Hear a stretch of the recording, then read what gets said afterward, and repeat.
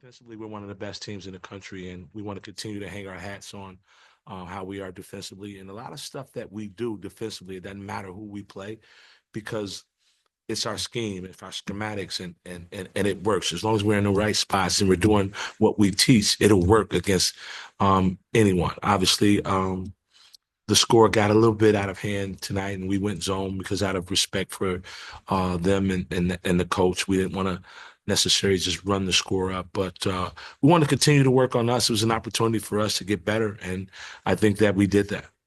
In the last two games, you guys got out to pretty big leads. Not like tonight, 20 points or whatever, and then Pacific and UALR came back and made it somewhat close.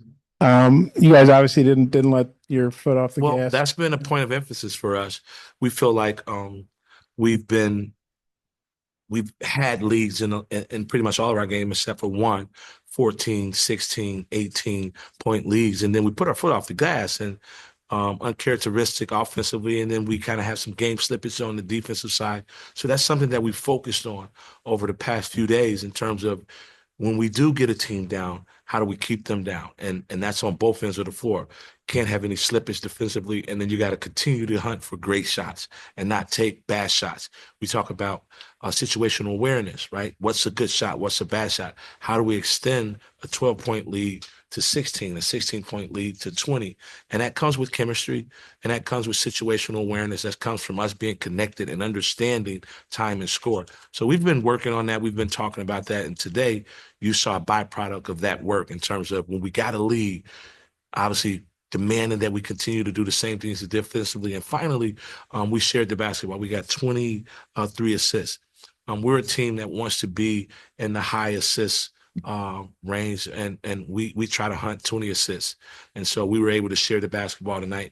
And the reason why our offense was explosive tonight is something that we've been waiting on. We knew that it was eventually going to happen.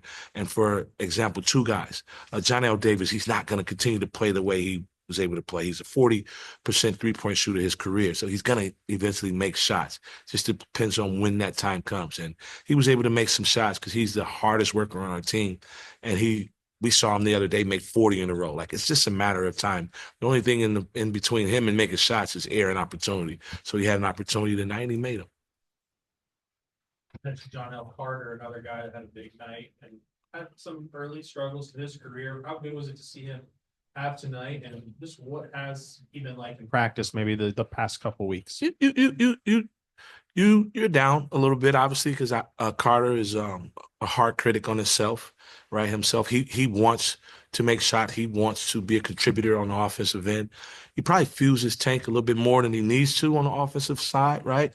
But that's what fuels his tank. We need for him to think about other things, being first to the floor, defensive rebounding, offensive rebounding, getting somebody else's shot and not hunting shots and let some of them shots find him, right? Don't hunt the action, let the action find him.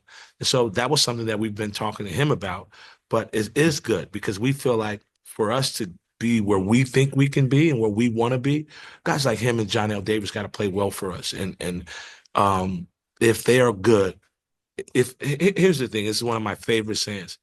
If everybody is good, no one has to be great, right? So we have a team that we feel like if everybody is good, we don't have to have someone go in the phone booth, put on a cape and be Superman. We got a good collective of guys that if everybody is good, no one player has to be great. So we need those two to be good. What'd you see from TB tonight and his return from injury? Just behind a little bit condition-wise, right? So we had to play him at spurts, couldn't play him for long minutes, periods at a time, because he hadn't played in a while. So which means that he's probably going to be behind condition in terms of his condition. He got a fatigue here and there. He was asking for subs. He knows that he's behind. But again, TB is a big part of what we're going to do as well. So we need for him to get his feet underneath him, get his wind underneath him. This was a good dress rehearsal for the next game for him.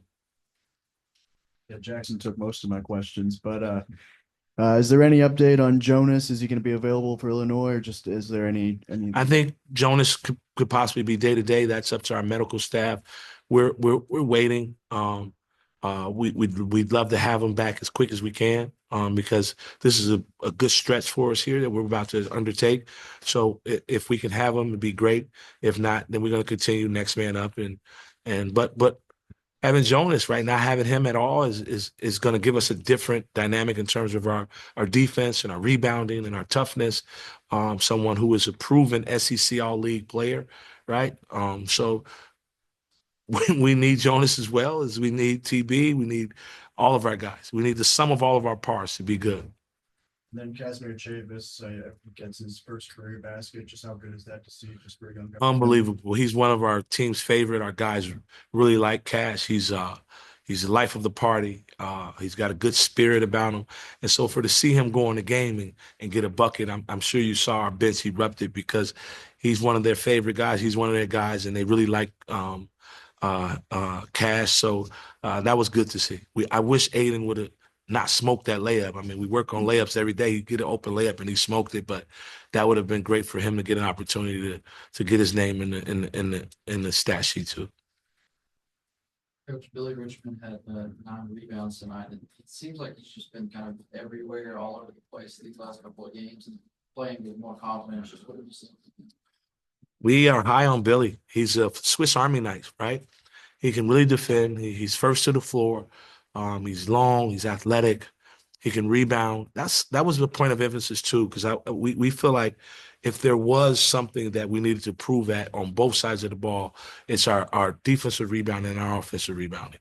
If you look at all of our numbers defensively, we're at the top in the country, but the one glaring spot, right, is our defensive rebounding as well as our offensive rebounding. So we're challenging Bill. So when he gets in the game, give us that energy, give us that spark plug, and do a little bit of everything because he can, right? And so we're excited about Billy. So happy for him. He's a guy that we're gonna depend on maybe some nights to guard the best player on the other team. We really have that kind of confidence in him. So excited about the rest of the season for him. And you talked about Carter Knox and kind of his struggles a little bit, but and you talked a little bit about his like mindset and kind of how his built thought has been. With Nelly's struggle as well, how has he kind of approached those struggles, and from seeing him behind the scenes and conversations with him, what was his mindset during these struggles? Just falling back on the training, right? We have a culture of work, right? Our guys work hard. They live in the gym. They get up enough shots. And so it's not that it's a lack of work or it's a lack of confidence. You build confidence on your own. You build confidence from being in the gym, shooting 1,000 shots, shooting 500 shots. You get confidence from that. I can't give them confidence. Coach can't give them confidence. Our staff, we can't give them confidence. You build your own confidence.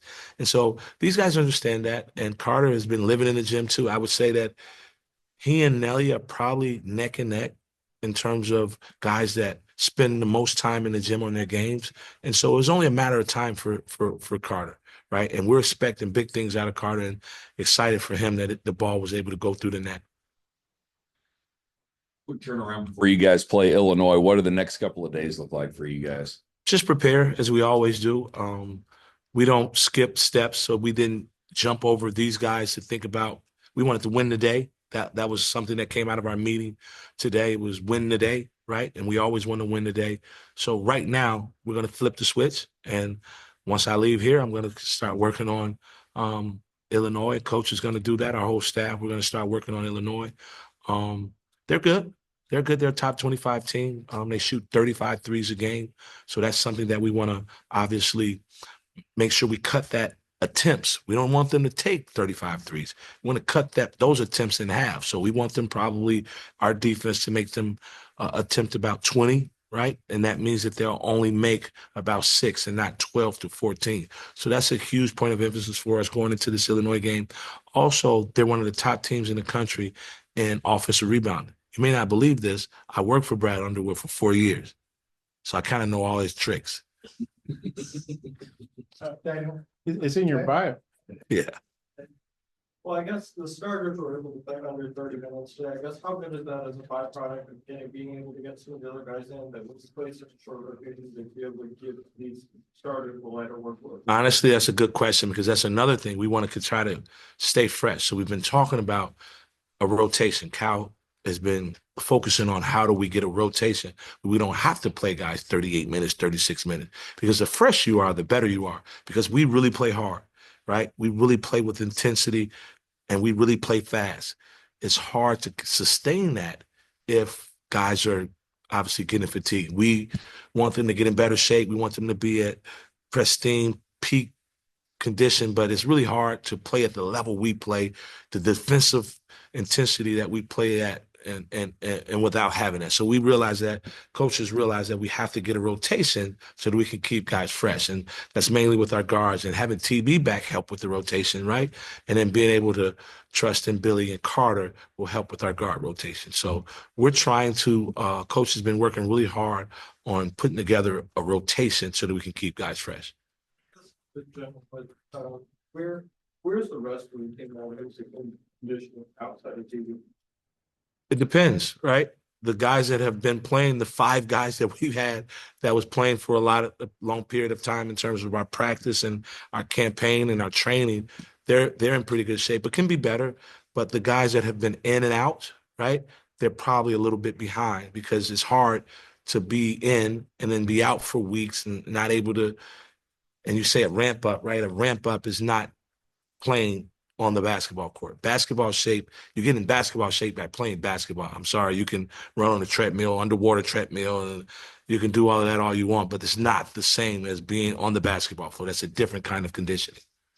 Question about Big Z's going to play his brother against Illinois. What are your thoughts on that? Have you gotten? I know you're focused on the other games, but how excited do you think he is, and what do you see about that matchup?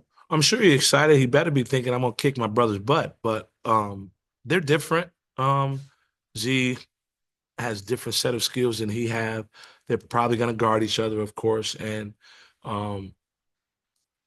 there's no friends on the basketball court, Bob. So like, he's my brother, but your mentality should be, I'm gonna try to beat him, right? So I'm sure his mentality is the same, but it'll be fun for them. I'm sure it'll be fun for their parents if they're not at the game in Croatia to look at the game, whatever time it is, 2 a.m, 3 a.m, and love on both of their sons and see them competing. And but for us, we don't have any love for Z's brother. We're trying to win. So we didn't try to recruit him. Z was a guy that we targeted, but we knew of his brother. They were on different paths, right? And so we didn't really try to recruit him. So they have different skill sets. I haven't seen Illinois play yet. How so?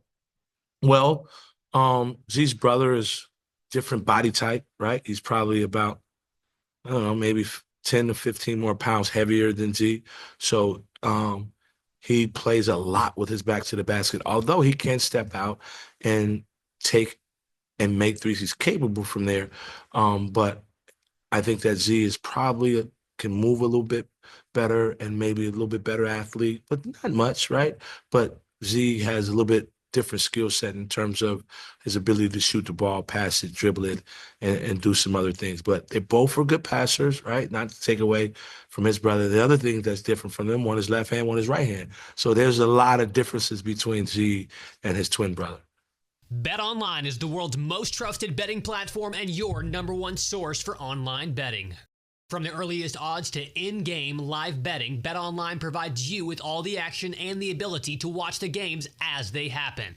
With the largest selection of odds on everything from football, NBA, and college basketball, NHL to UFC and MMA.